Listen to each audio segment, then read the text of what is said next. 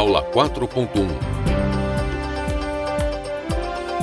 Conteúdo: as marcas da oralidade em diferentes textos.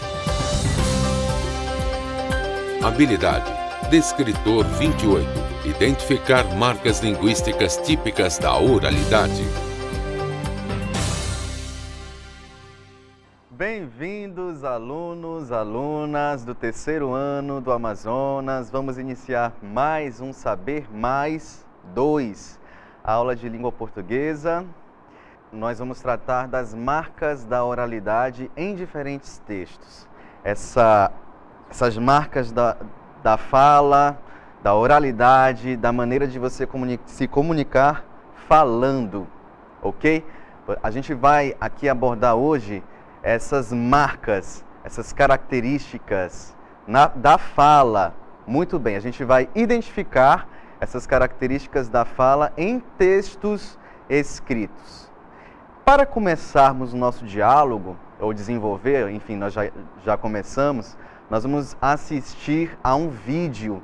Quero que você observe bem a maneira como as pessoas vão se comunicar. Vamos lá.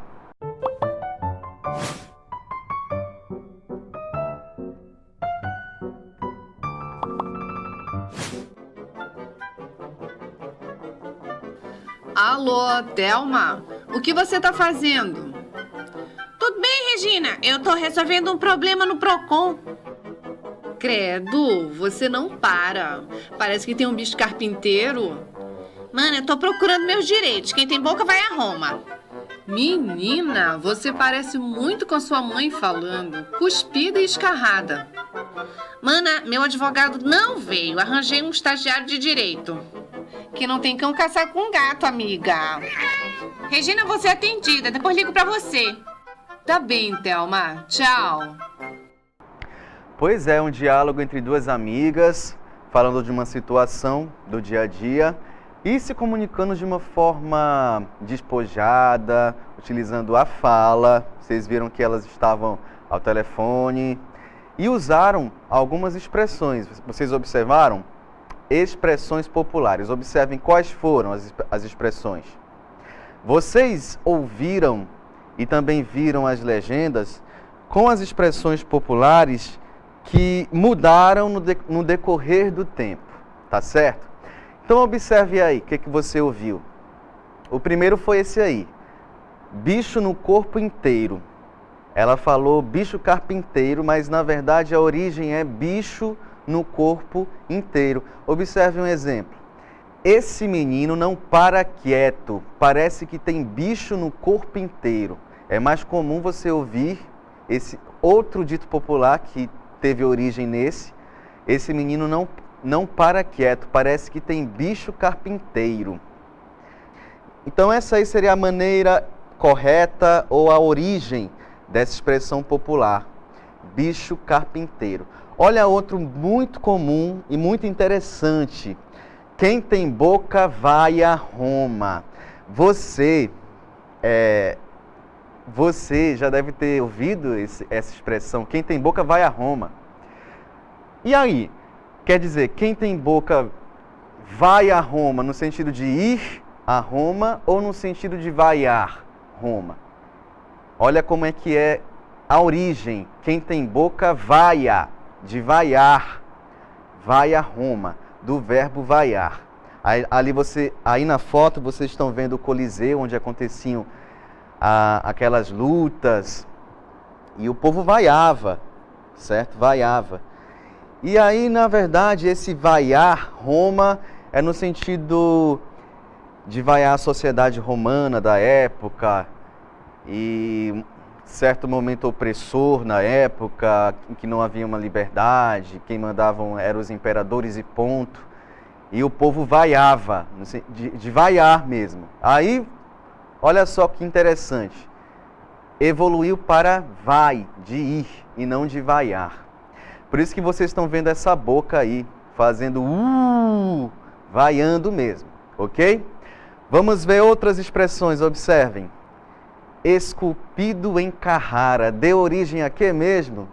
Meu Deus, você parece a sua mãe, cuspida e escarrada. Parece muito, mas na verdade vem dessa expressão esculpido em Carrara. Carrara, da Itália, uma localização na Itália, onde se achava o mais perfeito mármore, e os escultores, grandes escultores, Michelangelo, por exemplo, ia até Carrara pegar um pedação de pedra, de mármore, para esculpir a sua obra. Vocês devem se lembrar ou devem conhecer o Davi de Michelangelo. Outra expressão: quem não tem cão, caça como gato. Como é que a gente ouve? Quem não tem cão, caça com gato. Mas na verdade é quem não tem cão, caça como gato, ou seja, sozinho. Olha aí o gato sozinho, esperando para dar o bote na sua presa. Muito bem. Essas são expressões populares, como vocês viram, evoluíram no decorrer do tempo e se tornaram mais simples ou completamente diferentes. Completamente diferentes, não é? E aí você observou no diálogo das nossas personagens que elas usaram palavras que foram encurtadas, que foram reduzidas, justamente fazendo parte, formando a linguagem falada, a fala. Vamos ver mais uma vez aí, observem a cartela. Alô, Thelma, o que você está fazendo? Tudo bem, Regina? Estou resolvendo um problema no Procon. Você deve saber que a fala é mais rápida, mais dinâmica, mais despojada, menos preocupada com aquela gramática, com aquela formalidade da língua escrita. E aí, nesse diálogo, a gente consegue identificar essa linguagem mais curta. Como, professor? Observe aí. Alô, Thelma, o que você está fazendo? Olha só, o verbo estar foi reduzido. A sua forma está foi reduzida para tá. E no outro balão você vê, estou resolvendo um problema no Procon. E não estou resolvendo um problema no Procon. É um erro? Na verdade não é um erro, é uma possibilidade que a língua falada vai nos apresentar. Para desenvolver o nosso assunto, vamos então relembrar quais são as características primordiais e básicas entre a comunicação escrita, a linguagem escrita e a linguagem falada. Vamos relembrar? Observem aí. Modalidades da língua. O modo como essa língua vai se apresentar. E o modo como eu vou usar essa língua. Escrita, falada. Vamos ver primeiramente a escrita, para a gente fazer depois um contraponto com a falada. Características da língua escrita, observem aí. Interação à distância. Nós temos uma distância espaço-temporal. A gente vai ter um distanciamento espaço, quanto ao espaço e quanto ao tempo. Isso quer dizer o quê? Isso quer dizer que uma pessoa vai escrever o seu texto e outra pessoa vai ler aquele texto, ok? Só que o escritor e o leitor, eles estão distantes no espaço, eles estão distantes também no tempo. Quer dizer, o Machado de Assis, por exemplo, escreveu obras, escreveu romances no século XIX, 1800 e pouco. E hoje, século XXI, nós lemos o texto de Machado de Assis. Quer dizer, o Machado de Assis morava lá no Rio de Janeiro. Esse é o espaço dele, o espaço físico, o local onde ele habitava. Escreveu lá no Rio de Janeiro. Eu aqui no Amazonas leio. Quer dizer, olha só a distância espacial. Tranquilamente, ele escreve lá e eu escrevo aqui. E observe, anos atrás, séculos atrás, século XIX, 1860 mais ou menos. Nós estamos em 2015, século XXI, mais de 100 anos, não é verdade? E eu consigo ler. É característica da linguagem escrita. Vamos acompanhar outra, observem aí. Planejamento anterior à execução. Quando eu escrevo, eu planejo, eu rabisco, eu volto, eu rasgo eu rasgo aquele papel, aquele rascunho e volto a escrever de novo. Ou então eu digito, cometi um erro aqui de digitação ou de ortografia, posso apagar. Não posso fazer isso? Posso. É característico da língua escrita. Vamos ver outra característica. Possibilidade de revisão para operar correções. Como eu falei, a gente pode revisar esse texto, visualizar alguns erros ortográficos ou algo que eu quero melhorar. Não, eu não quero mais usar essa palavra, eu quero usar outra. Eu quero variar as palavras, variar o meu vocabulário. Posso fazer isso com a escrita tranquilamente também. Além do mais, posso e devo usar um vocabulário de nível mais formal, certo? A escrita requer que você use um vocabulário de nível mais formal. Não quer dizer que você nunca vai ser formal falando. Existem situações em que você fala e que você é formal, sim, mas na escrita é muito mais comum você usar um vocabulário de nível formal ou mais formal. E outra coisa, outra característica, sem possibilidade de feedback imediato. O que é o feedback? É aquele parecer, aquela opinião que eu tenho sobre um texto que eu leio. Aí não dá para o leitor escrever o texto hoje, de repente ter vários feedbacks, várias respostas num tempo curto. Não é impossível, mas o retorno para esse leitor demora muito mais. Para o leitor não, para o escritor. O retorno para o escritor demora muito mais. Esse feedback demora a chegar ao escritor, tá certo? Diferentemente da língua falada. Vamos observar as características da língua falada. Interação face a face. Eu converso com um amigo, converso com a minha mãe, com meu pai, com os meus colegas de trabalho, face a face. Ou então, claro, em outros contextos, como a gente viu no nosso vídeo, pode ser por telefone. O planejamento da fala é simultâneo à execução. Olha aqui, estou falando com vocês, não estou sim. Estou reformulando tudo, formulando e reformulando o que eu vou falar. E é um processo bem rápido. É concomitante, é ao mesmo tempo em que eu falo, em que eu penso, eu falo, e eu penso de novo e falo. Porque assim, e nada de dizer, eu falei sem pensar. Mentira. Pensou. Se falou algum erro, alguma coisa que não agradou, pensou no erro e na coisa que não agradou, viu? Então nada de dizer, eu falei sem pensar. Mentira, você pensou. É impossível a gente falar sem pensar. O pensamento é irmão da fala, da linguagem, tá certo?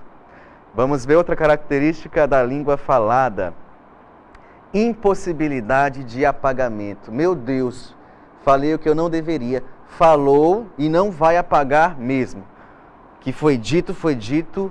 O que você pode fazer é o seguinte, se justificar, ou pedir desculpas, bem, não foi bem isso que eu quis dizer, então eu vou expressar de outra maneira. Aí você pode reformular a sua fala. Sem condições de consulta a outros textos. Quando eu falo, eu não fico olhando no dicionário, pegando um livro para falar. Ao contrário de quem escreve. Geralmente quem escreve pesquisa, realiza uma pesquisa, então vai a fontes diferentes e escreve. A fala, ela é muito rápida, então você não tem tempo de ficar pesquisando para se comunicar falando, tá certo? E outra, e última característica, reformulação pode ocorrer tanto pelo falante como pelo ouvinte. Quando você fala, gente, você fala para alguém, não é verdade? Você fala para alguém, então você tem um ouvinte. Essa fala, ela pode receber influência do seu ouvinte. Ei, peraí, eu acho que não é bem assim. Tem certeza que é isso que você quer dizer?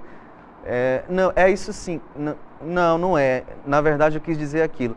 Quer dizer, o falante, quem fala, recebe a influência do seu ouvinte. O escritor pode até receber, mas depois. E é muito mais difícil, quer dizer, Machado de Assis nunca mais vai reescrever o texto que ele escreveu, o texto que ele elaborou, mediante a nossa opinião. Ele já se foi, então já foi, é escrita, não dá para fazer. O Machado de Assis, né? Vamos ver finalmente a última característica da língua falada.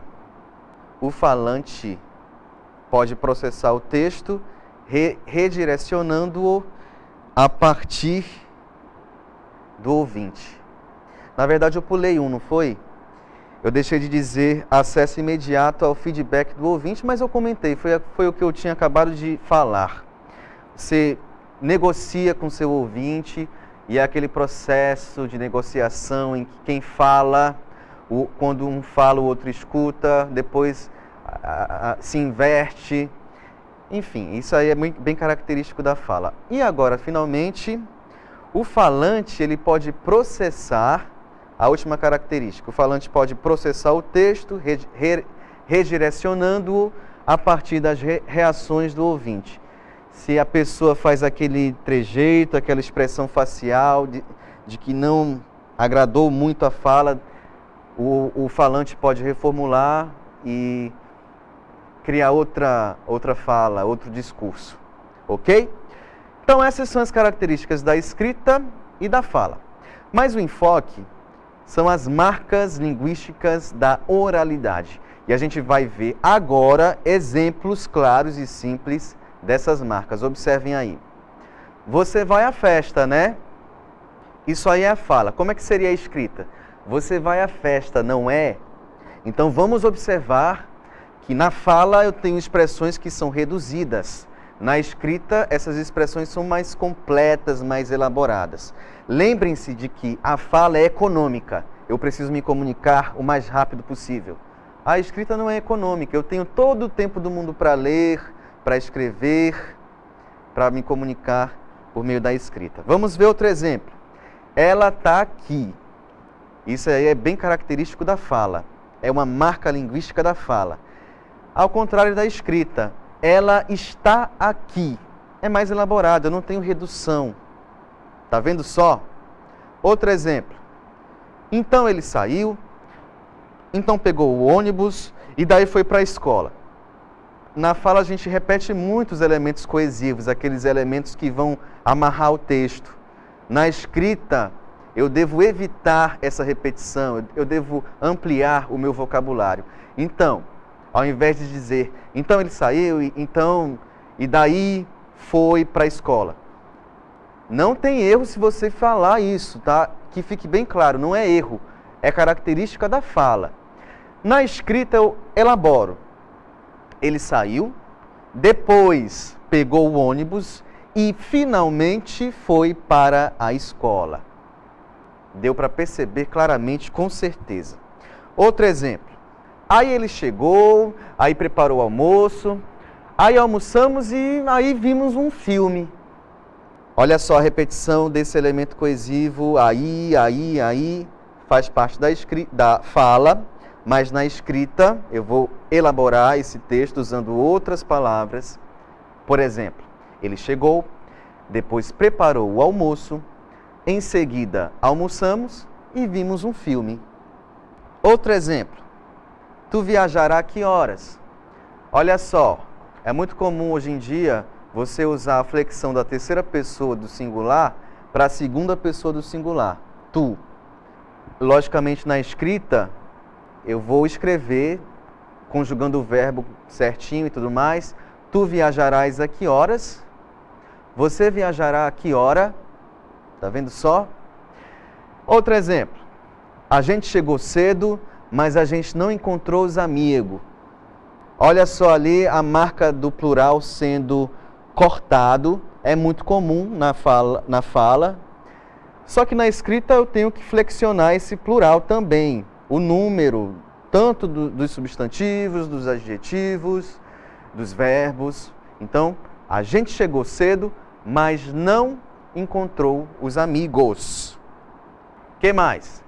Eu estou falando com você.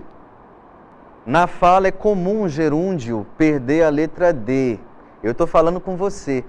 até pela velocidade com que você fala, o D, a letra D de dado, ela some, ela desaparece. É um fenômeno linguístico já reconhecido pelos estudos linguísticos e característico de várias regiões, por exemplo, aqui do Brasil.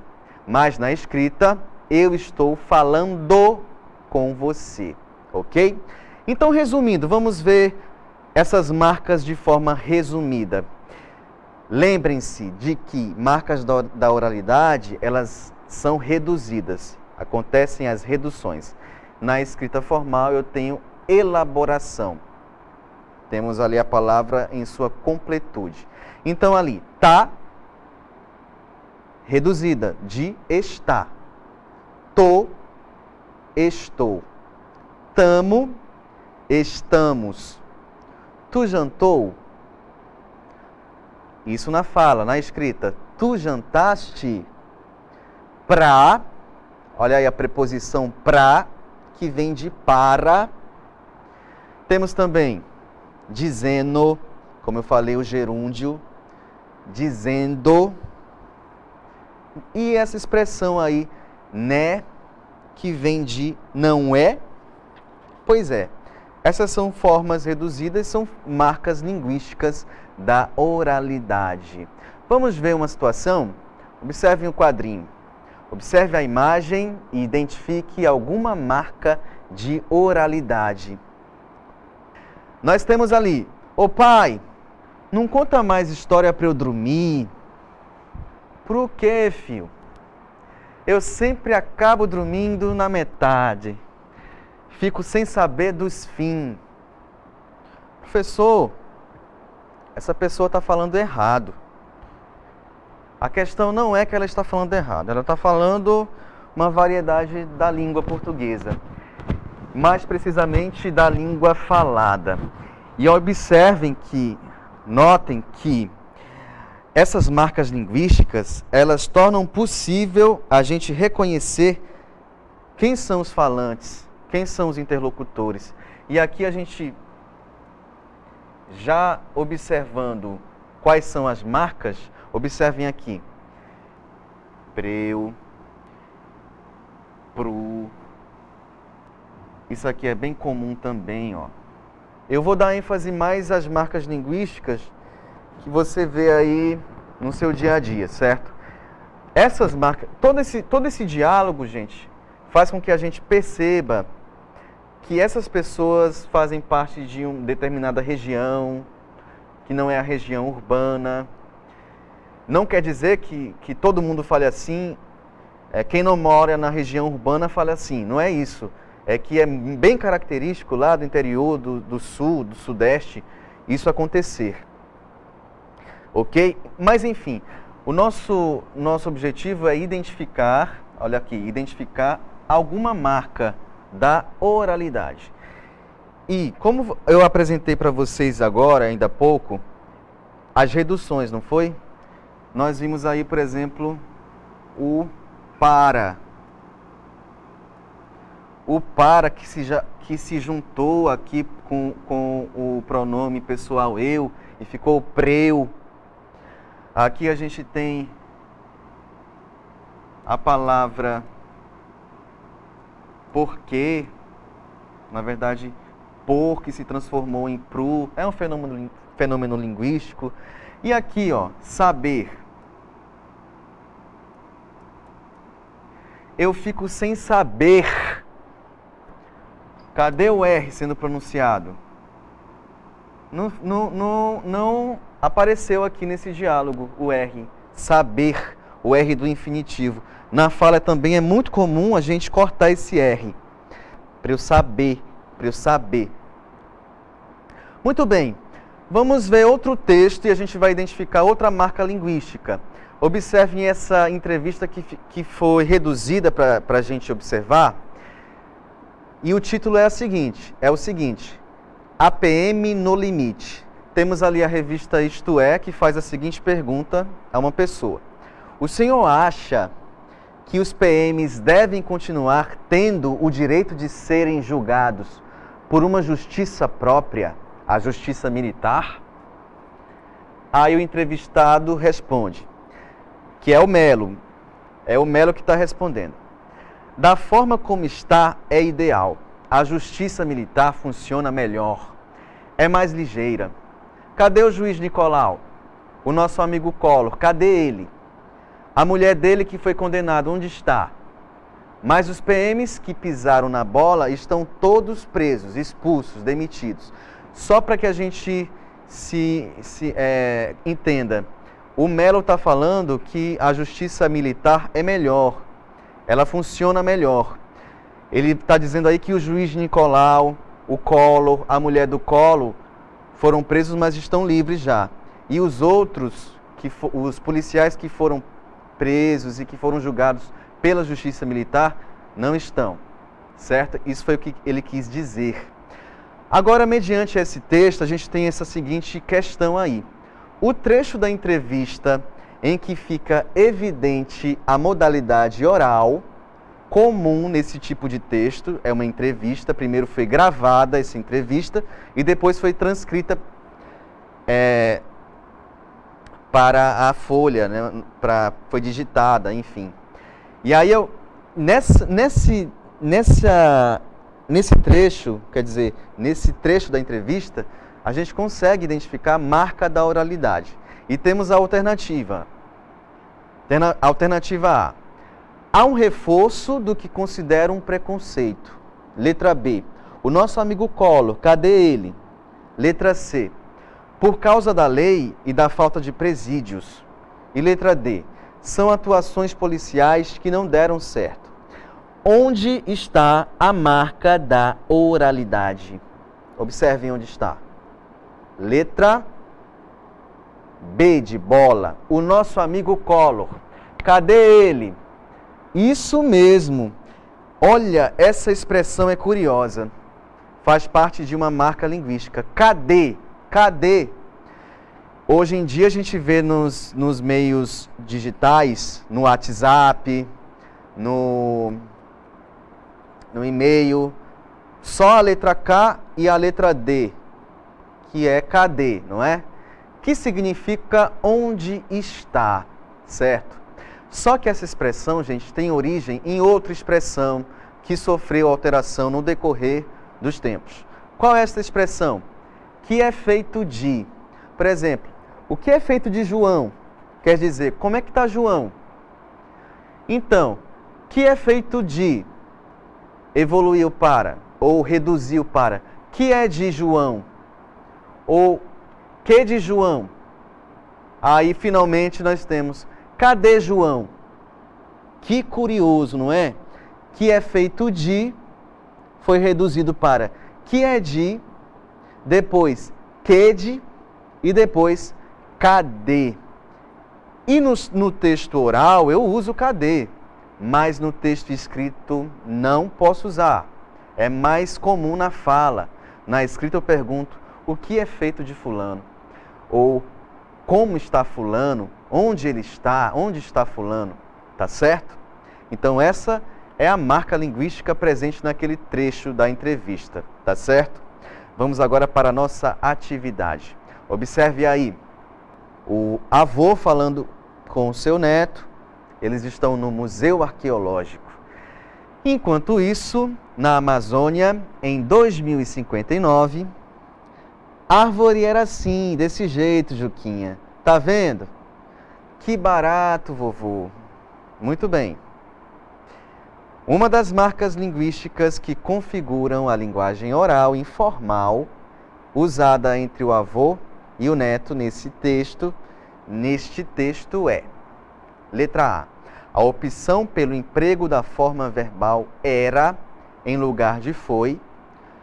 B, a ausência de artigo antes da palavra árvore. Letra C, o emprego da redução tá em lugar da forma verbal está. O emprego da contração desse em lugar de desse. Daqui a pouco nós voltamos para conversar sobre essa questão. Até logo. Ok, vamos então para a nossa correção. Vamos observar novamente. Olha aí as alternativas. Você se lembra da imagem tem lá o avô e o neto. O avô e o neto estão no museu arqueológico e de repente a árvore se tornou um item do museu arqueológico. Já pensou se as árvores acabarem todas e se elas se tornarem relíquias de museu? Mas enfim,